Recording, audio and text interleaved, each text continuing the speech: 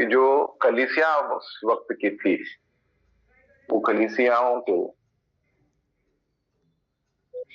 सेवकों की जरूरत थी और सेवकों को उनके ऊपर हाथ रखकर, उनके सर के ऊपर हाथ रखकर उनको आशीषित करके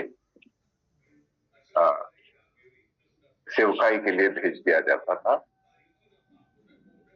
और एक सबसे बड़ी बात थी जो आजकल की सेवकाई में हमको नजर नहीं आती है। बहुत कम कलीसियां ऐसी है जी है या कहीं भेजती है।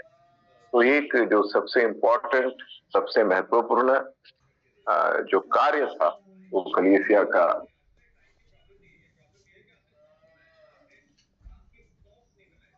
कहीं ना कहीं रुका हुआ है। उन्होंने अन्य मार्गों को खोज लिया है और खुद सीधे तौर पर अपने आप को इसके साथ नहीं जोड़ते हुए हमको दिखाई देते। तो और एक सवाल जहन में आता है और वो है कि कब करना चाहिए ऐसा, कब किसी के हाथ रखकर प्रार्थना करनी चाहिए। तो यहाँ पे हमको बताया गया है कि जब हम इस तरह से किसी के ऊपर हाथ रखकर प्रार्थना करते हैं तो बहुत ही समझबूझ के साथ करना है, सतर्कता के साथ करना है। खासकर नए नए जो लोग आते हैं कलीसिया में या नए सेवकों को जब नियुक्त करने की बात आती है, तभी इस सावधानी को बरतना जरूरी है।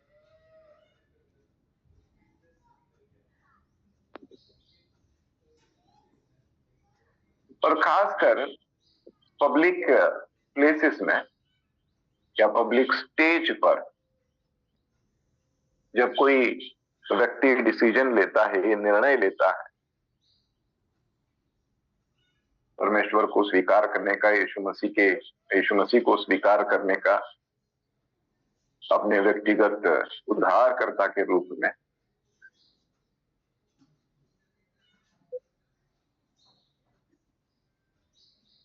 क्योंकि हम लोग किसी गलत व्यक्ति को नहीं चुनना चाहते, गलत व्यक्ति को सेवकाई के लिए नियुक्त नहीं करना चाहते।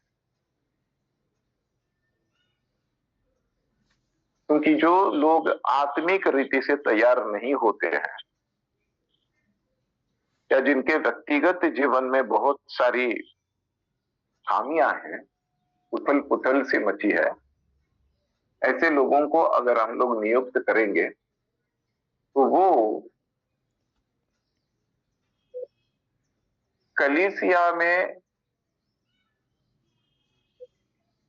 फूट डाल सकते हैं या जो परमेश्वर का कार्य पहले से चल रहा है उसे बुरी तरह से आहत कर सकते हैं। इसलिए वो कहते हैं कि सावधानी बरतनी जरूरी है। तो आज का पहला वचन जो है वो पढ़ते हैं, पहले तिमोथी की किताब उसका 5वां अध्याय 22वां वचन। First Timothy chapter 5 verse 22।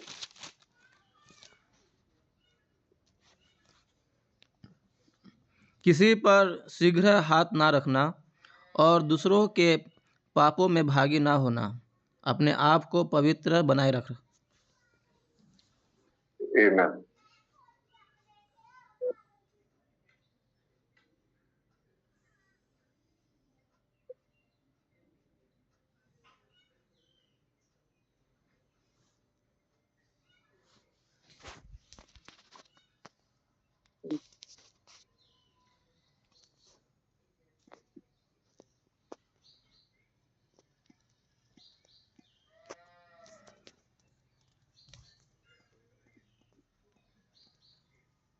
ये 1 मिनट के लिए मैं कनेक्शन रीसेट हुआ, ठीक है।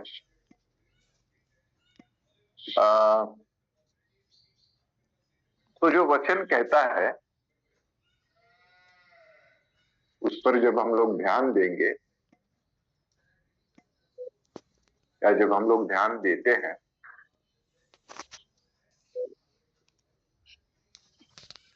तो बहुत ही प्यार से हमको समझाया गया है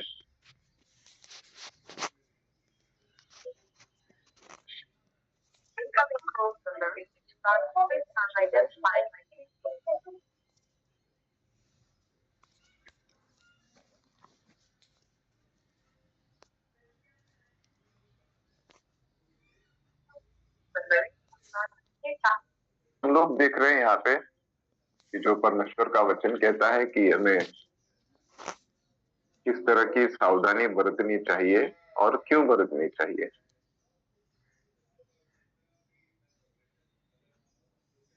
तो इसका आगे का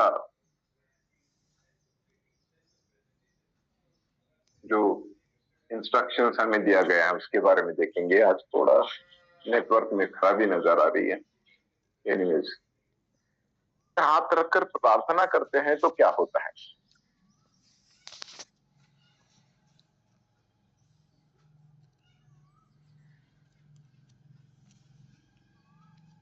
तो एक हम लोग कह सकते हैं कि कलीसिया ने जिस परंपरा को अपनाया है उस परंपरा के अनुसार एक सेरेमनी को हम लोग कह सकते हैं कलीसिया में होती है। और इस तरह का विचार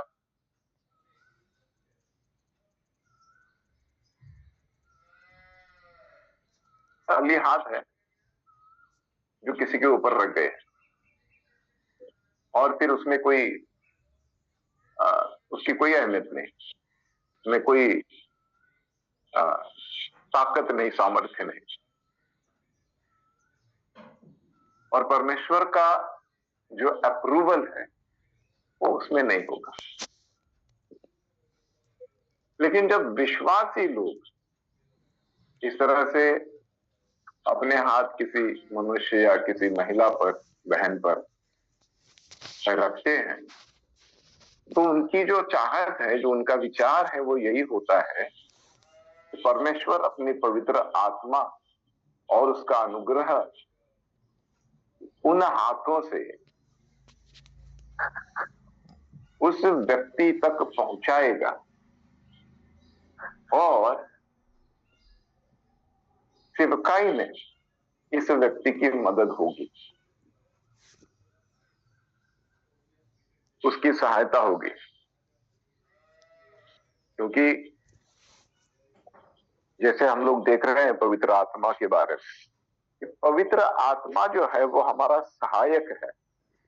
हमारी जो सेवकाई हमें सौंपी गई है उसमें हमारी सहायता, मददगार पवित्र आत्मा है जो हमें ये भी बताता है कि परमेश्वर के विचार क्या है, साथ ही साथ मनुष्य के विचार से भी हमें परिचित कराता है।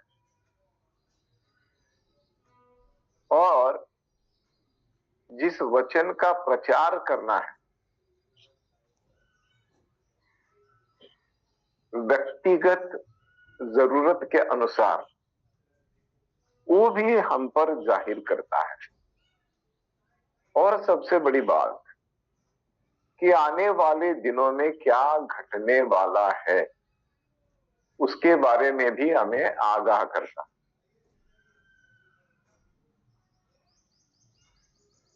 हमें पहले से ही बता देता है कि आगे चलकर क्या घटने वाला है। तो ये सारी जो चीजें हैं ये पवित्र आत्मा की ओर से हमें हम तक पहुंचाई जाती है। पुरानी वाचा में ड्यूटरोनॉमी चैप्टर 34 वर्स 9 पढ़ लेते हैं। ड्यूटरोनॉमी चैप्टर 34 वर्स 9, 34वां अध्याय, उसका 9वां वचन, ड्यूटरोनॉमी की किताब।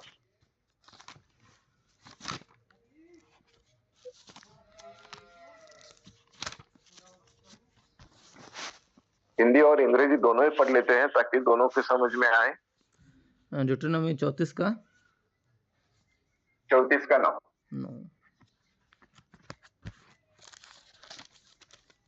और उसने कहा, हे प्रभु, यदि तेरे अनुग्रह की दृष्टि मुझ पर हो तो प्रभु हम लोग के बीच में होकर चले। ये लोग हठीले तो है तो भी हमारे अधर्म और पाप को क्षमा कर और हमें अपना निज भाग मान के ग्रहण कर। Amen. Brother Wilson, could you please 34 verse 9, no? Yes, brother. Now Joshua the son of Nun was full of the spirit of wisdom, for Moses had laid his hands on him. So the children of Israel heeded him and did as the Lord had commanded Moses. Amen. Amen. सुना जी, आपने गलत पढ़ा। जी मैं दूसरा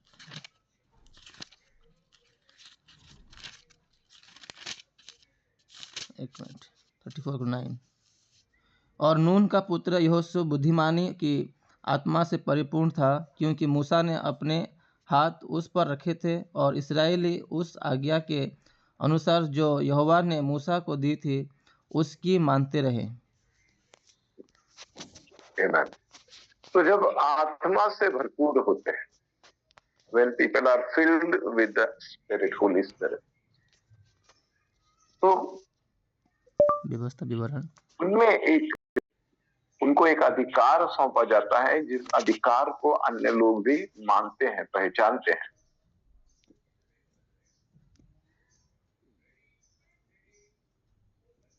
और जो उनसे कहा जाता है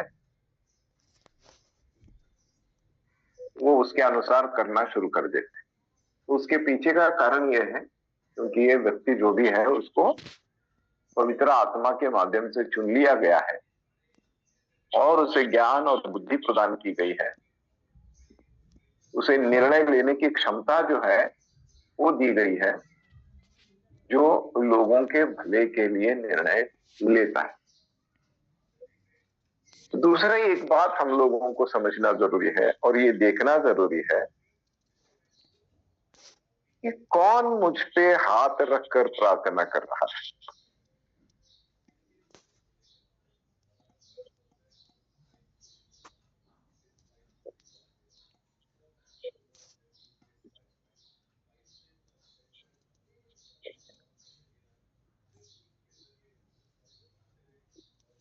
क्योंकि जब कोई हाथ रखकर प्रार्थना करते हैं तो कुछ ट्रांसमिट होता है, कुछ नया किसी व्यक्ति में ट्रांसफर किया जाता है।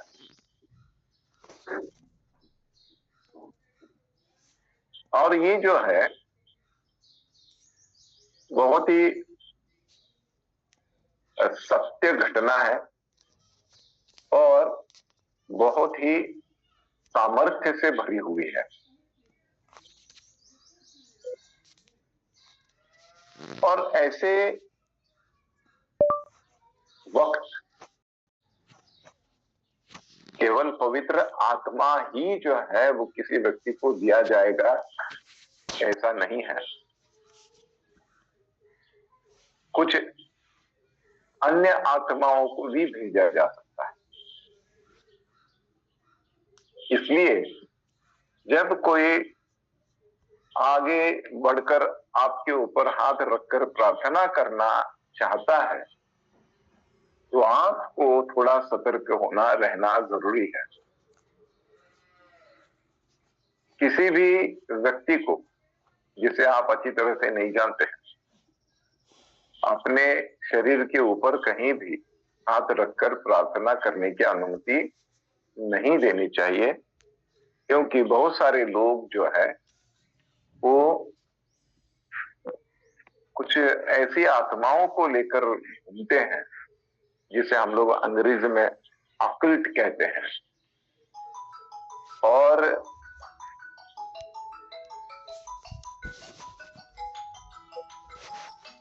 कुछ बुरी आत्माओं को वो ट्रांसमिट करते हैं, कर सकते हैं, जो तुम्हारे जीवन में बहुत हंगामा खड़ा कर सकते हैं।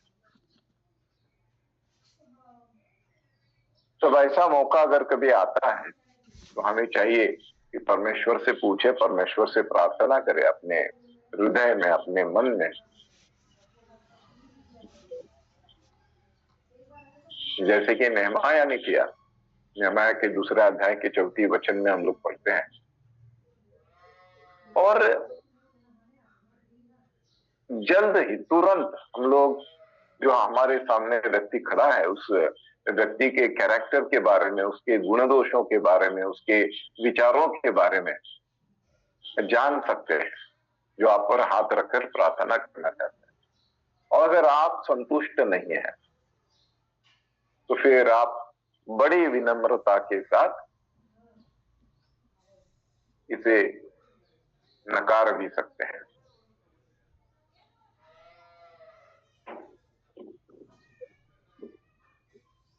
तो हाथ रखना जो है वो कैसे है?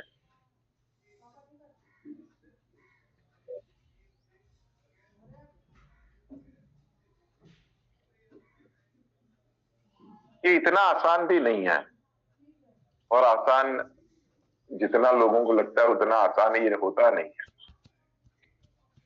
क्योंकि सबसे पहले आप परमेश्वर की हाथों की एक टूल है, इंस्ट्रूमेंट है, जिसके माध्यम से परमेश्वर के आशीष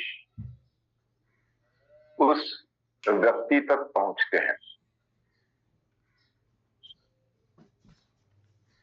और पवित्र आत्मा जो है वो हर चीज को उस व्यक्ति तक पहुंचाने की कोशिश करेगा, क्योंकि जिस प्यार से, जिस मोहब्बत से, और आपकी जो तैयारी है, मानसिक तैयारी, आत्मिक तैयारी, आपकी प्रार्थना,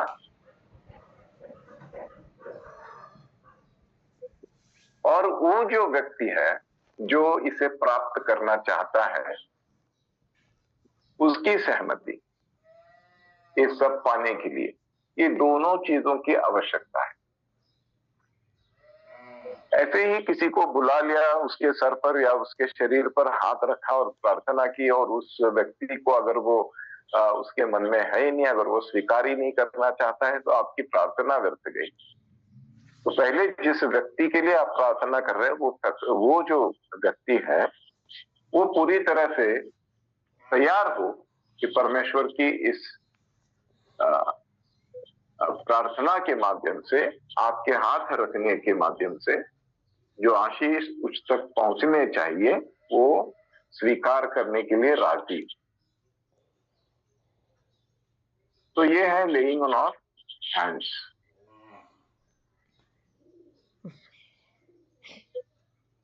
नए विषय को हाथ डालने के पहले, नए लेसन को हाथ डालने के पहले, आज बोस्निया के लिए प्रार्थना करते हैं।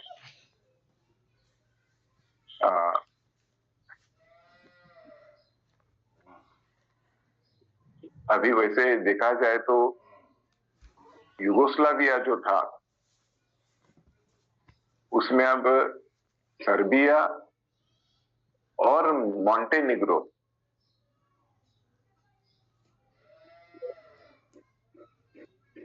उतने बचे हैं। बोस्निया, क्रोएशिया और कोसोवो, मैसेडोनिया और स्लोवेनिया, ये सारे अलग हो चुके हैं, और बहुत सारे लोगों को बहुत सारी चीजों का सामना करना पड़ा, बहुत दुखद घटनाएं घटी बहुत सारे लोगों के मन में, क्योंकि यहाँ पर कह सकते हैं कि जितनी जातियों के लोग यहाँ पर रहते थे, अन्य अन्य जाति के, उनके बीच में मनमुटाव हुआ, और उसकी वजह से बहुत खून खराबा हुआ है।